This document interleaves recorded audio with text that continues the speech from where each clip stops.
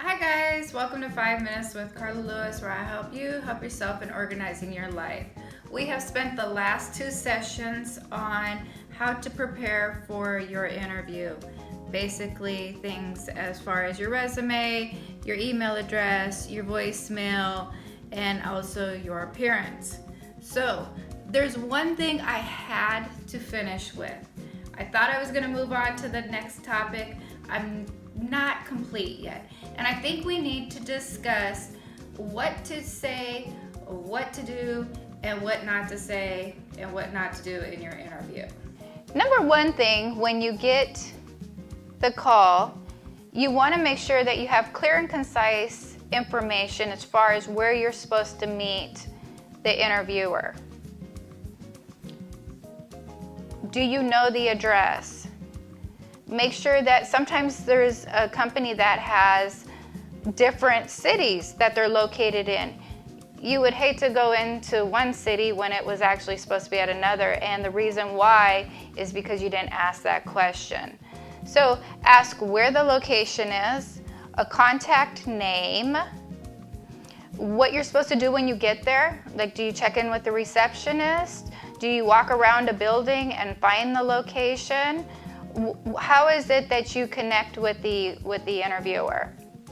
Because a lot of times you can be late for your interview because you're wandering around looking for the location because you didn't get the right information in the beginning.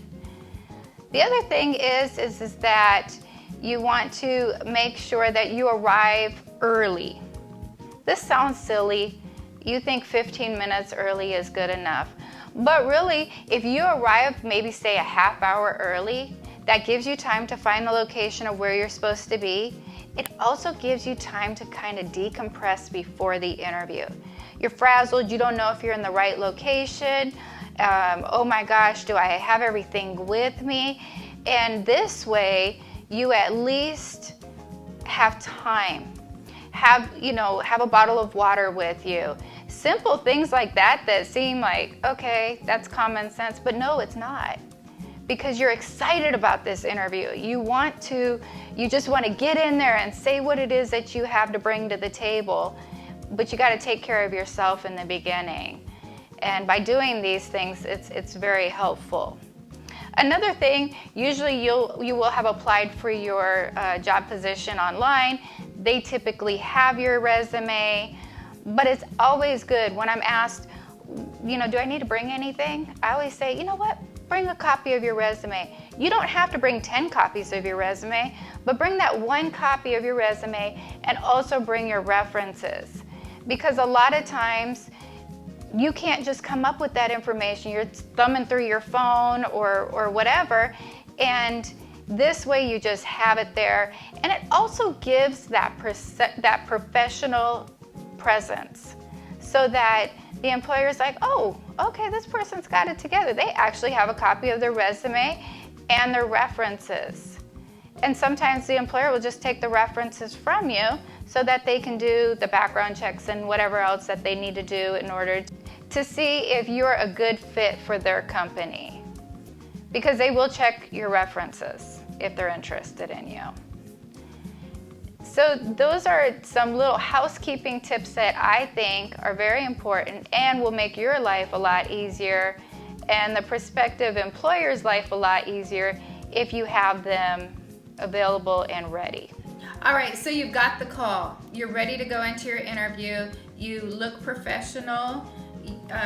Your perfume or your cologne is not overwhelming, and you're ready to go and walk through the door. The most important thing you can do is smile. An employer wants to see somebody coming to interview that wants to be there. So you want to give your best face forward, and that is with a smile. The things that you want to do is be positive about your interview. Even if you have life situations going on, do not discuss those things during your interview. Don't show an employer what your handicaps are, but instead show a potential employer, what your assets are. So you wouldn't go in there and say, oh, I'm in the middle of this divorce and I got to get back into the workforce. No, you want to go, you know what? I'm reinventing myself, and I think that this is what I need to do in my life, and so I'm going back to work, and I'm excited.